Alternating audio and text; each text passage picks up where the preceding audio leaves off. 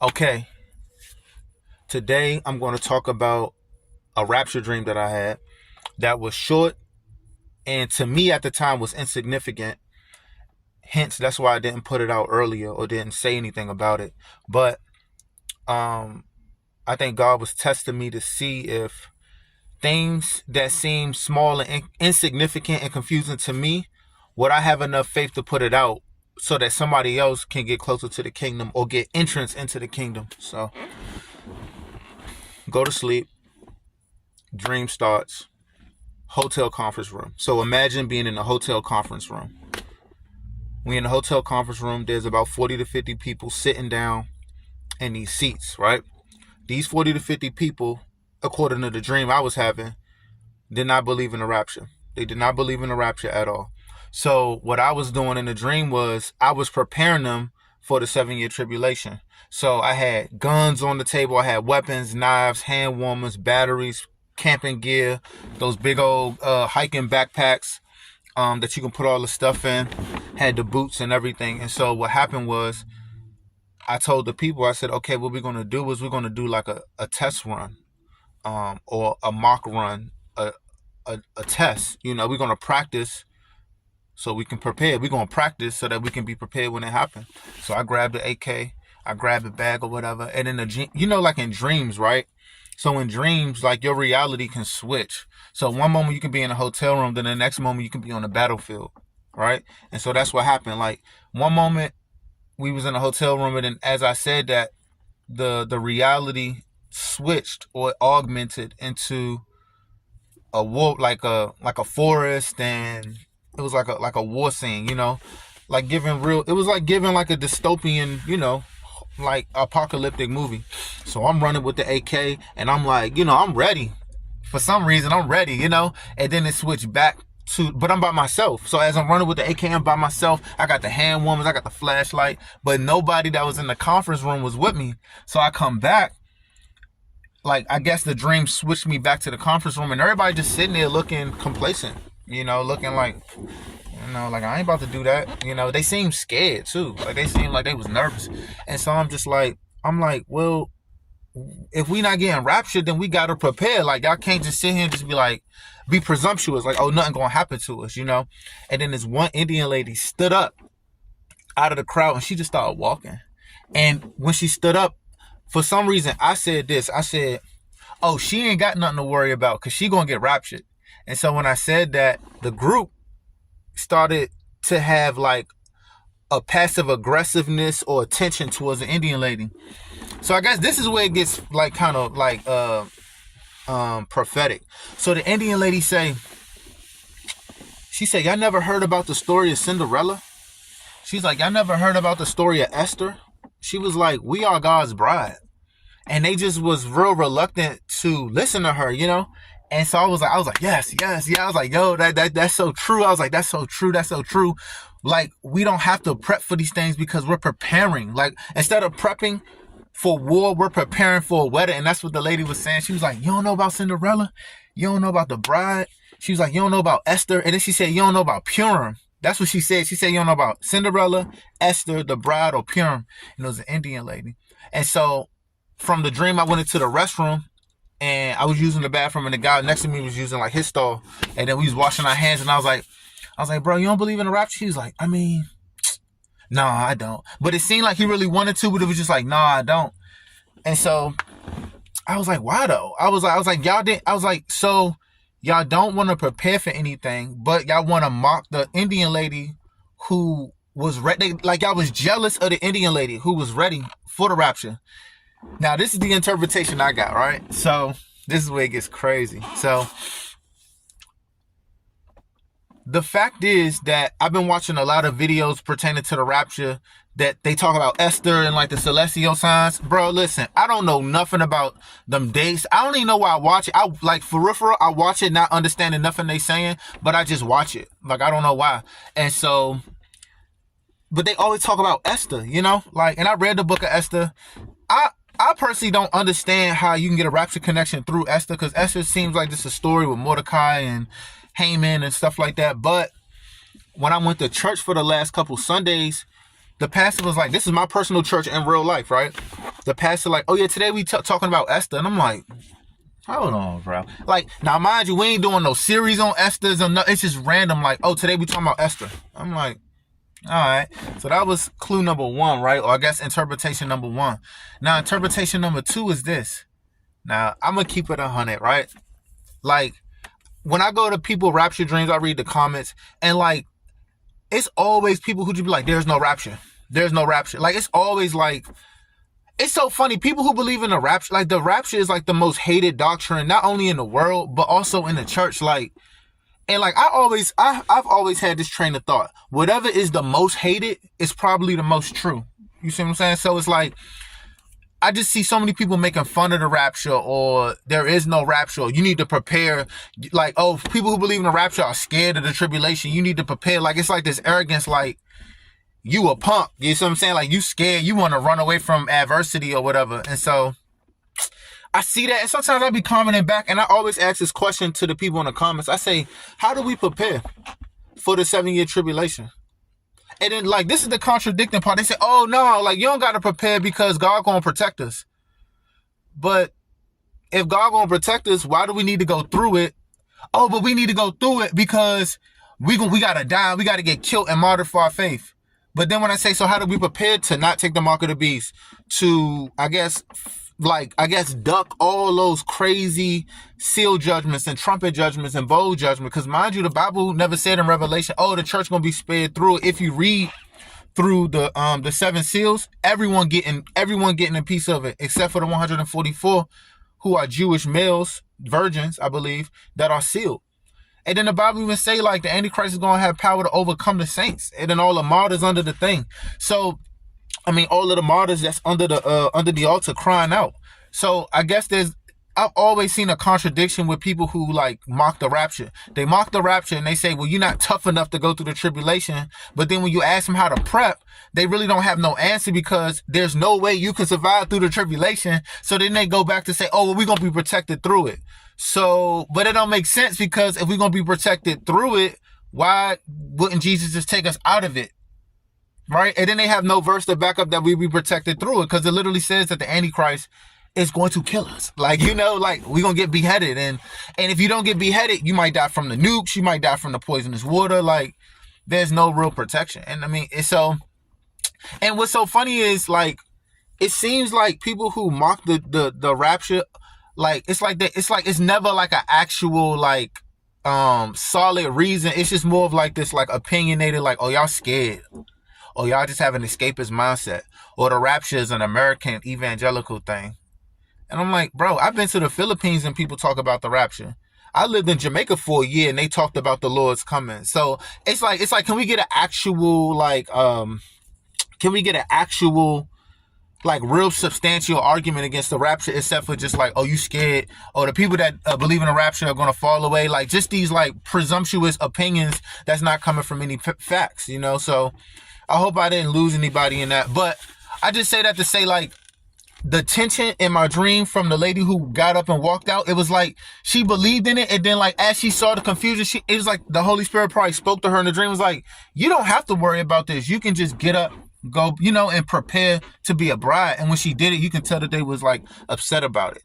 You see what I'm saying? So that was a dream.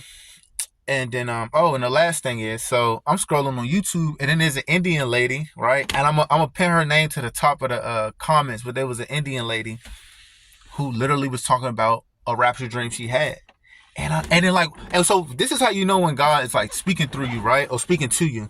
So I didn't forget about this. I remember the dream, but I didn't think too much about posting it. But when I saw the Indian lady, it was like instantly, like, the Indian lady in the dream popped up. So I watched it. I didn't even watch the whole thing. I was just like, this her. I commented on it. She responded. And then I was like, all right, I got to make this video now. So I guess I say all this to say this, like, man, look, bro, like, ain't nobody, like, I grew up I don't like to boast about this, but I grew up in Southeast Washington, D.C. Like, that's hood, you know, hood. Like, I grew up in the trenches. Ain't nobody scared of no tribulation. Man, Bro, the people that's looking for the rapture, most of us been through so much. Like, the tribulation wouldn't move us. Like, ain't nobody scared of death. So it's like, you know why I'm waiting for the rapture? Because I'm tired of like living in this body of sin. It has nothing to do with escaping, bro. Like, look, there's another side of me that be like, bro, I wish somebody would. I would love to be in a tribulation. Like, cause if somebody even think about touching me, I'm going out. Like, you see what I'm saying? I love that like war heroes type stuff. So it's like, don't ever think that like, just cause somebody believe in a rapture that they some sort of punk, or they a punk, bro. Like, you know, they scared. Like, it ain't like, first off, that's a presumptuous opinion, and second of all, most of these people been through so many things that they ain't scared of nothing. Like, we ain't got to be scared of nothing. So even if we was to be left in a tribulation, like, it's nothing. We can go to war any day, and I get to die and go to heaven. So I get to die heroic death and go to heaven. Like, death don't scare nobody, especially when you standing up for something. But it's like, man, we want the rapture because we try and get up out of this body of sin. Like, and I guess I can get personal too. Like, the Lord revealed the rapture to me in 2022, right? So, you know, I'm all on my Instagram. I'm like, bro, it's coming, it's coming, it's coming. Little do I know, it's been hell for me, bro. Like, I mean, Satan been on my head. You know, it seemed like ever since I started watching, like, I've been more obedient too. Like, the rapture helped me like give up my I don't know if YouTube gonna strike me for this, but I struggle with lust, particularly looking at explicit videos. I don't want to say the other word because they might, strike it up. Y'all know what I'm talking about, bro. I be looking at the explicit videos and saying like, so when the rapture dreams came to me in 2022, like my whole, I've been doing so much better, y'all. I'm talking about, it went from like 80% to like 30%, which is 50%, and that's good, but it's still like, that 30% I want to be gone. There's still residue of sin. And it's like, that's really the reason why we try and get up out of here. Like, I'm in school right now for cybersecurity. Like, they like, oh, you're going to make 6 figures and all that. But I'm like, deep down, like, bro, I don't care. I'm trying to go home. Like, but I still got to take care of my family. I still got to, like, I don't see no future here. Like, so it's like when you like, it's like, stop thinking people want the rapture because they want to escape the tribulation. We already in tribulation. It's people out here losing their kids, they husbands, they wives. It's people already dealing with that. Like, please stop making that presumptuous opinion. Like, oh, we just want to escape. Escape what? We here. Like, bro, you can die any day. It don't matter. Like, even though we not in tribulation, it's still people getting killed every day. Like, they just shot up Joel Osteen Church. So it's like, let's stop making this like this thing of like, nobody's scared, bro. Nobody's scared, bro. Nobody's scared, bro, at all. The only thing I'm scared of is keep disobeying God. The only thing I'm scared of is when I get off my knees and pray, I get a call saying that I got pre-diabetes. Cause I know Satan trying to like attack me every single. That's what I'm scared of, bro. I'm scared of my little 8-month-old baby growing up in this evil world. I ain't scared of no tribulation, bro. We already here in a sense. So this is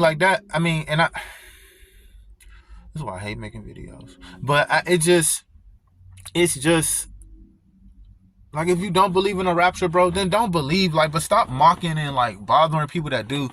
If you notice, you don't see people that believe in the rapture antagonizing people that don't believe in the rapture, because we ain't focused on that. Just like the Indian lady in the dream, we so focused on, all right, bro, if I'm Cinderella, that like she said in the dream, or if I'm Esther, like, I ain't got time. Like, if you getting married, you ain't got time arguing with ex-girlfriends. I'm the one getting married.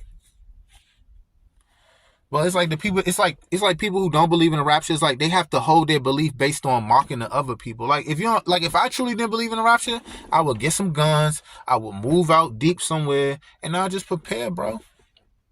Like, I wouldn't spend all my time like, well, let me see what the people that believe in the rapture are talking about, so I can try to disprove them to make me feel more confident that there's not a rapture. Because deep down, I want it to be a rapture, but it might not be happening in the time frame that I wanted to, so therefore I'm going to start mocking other people. So yeah, that's the dream. Oh, and then the last thing I want to say, the Cinderella part, right? When she said Cinderella, right?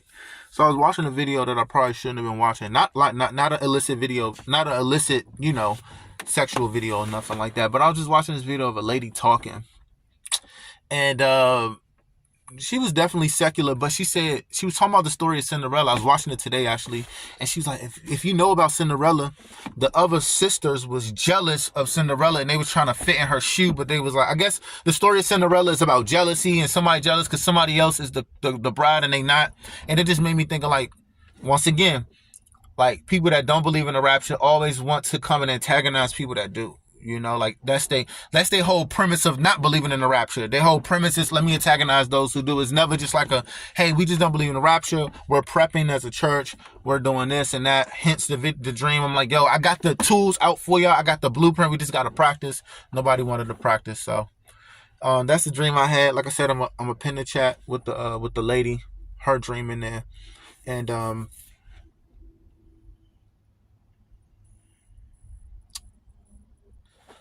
I guess, man, I guess my only thing to say is like just walking your calling. You know, like look, God. I mean, just do anything for God. Like even yesterday, I was walking up to the steps in my house, and my neighbor said, "Can you help me bring my couch upstairs?" Man, I'm like, all right, sure. I go in there, big old 200-pound couch. We breaking down his walls, and I'm like, and God just like, these are the little things I want you to do. So, you know, like I always be like, God, I'm not doing enough.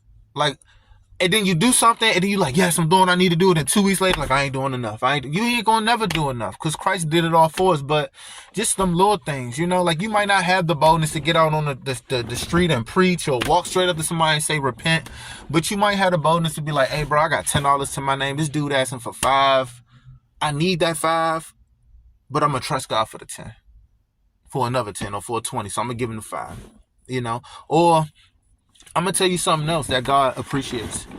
So it be some nights, right, where like I want to watch those explicit videos, not even because like my pleasure hormones are like moving up and down in me, just because like I be so stressed out, bro. I'm a father, I'm a husband, you know, I take care of everything in the house, you know, like, and then I got all these other problems like the pre-diabetes call. I mean, I be having a lot of stress, you know, and it's funny because like Satan don't tempt me with, oh, go smoke some marijuana, or go punch a hole in the wall, or go drink some liquor. It's always the same temptation.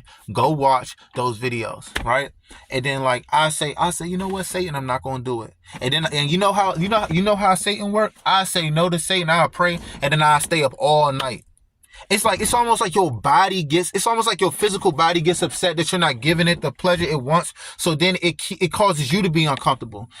And then it's like I'm getting all upset. I got these random like just irritational like vibes in my body because I'm saying no to sin. And you know, God's saying like, you trusted me in a moment of uncomfort. And so I just want to encourage anybody, like when you say no to weed or explicit videos or texting that person to go, you know, whatever, or marijuana, but then when you say no to it, it seems like your life getting worse, and you still saying no. And sometimes you might be like, dang, God, are you being unfair to me? Are you trying to force me to do this? But you still saying no. That has a heavy weight in the kingdom too. So just remember that, bro. Like when you say no to something, look, even if you say no the first 2 days and you mess up on the third day, them 2 days God is looking at. He ain't worried about the third day. He worried about them 2 days. And I'm telling myself that. So I had a rapture dream. And God love y'all.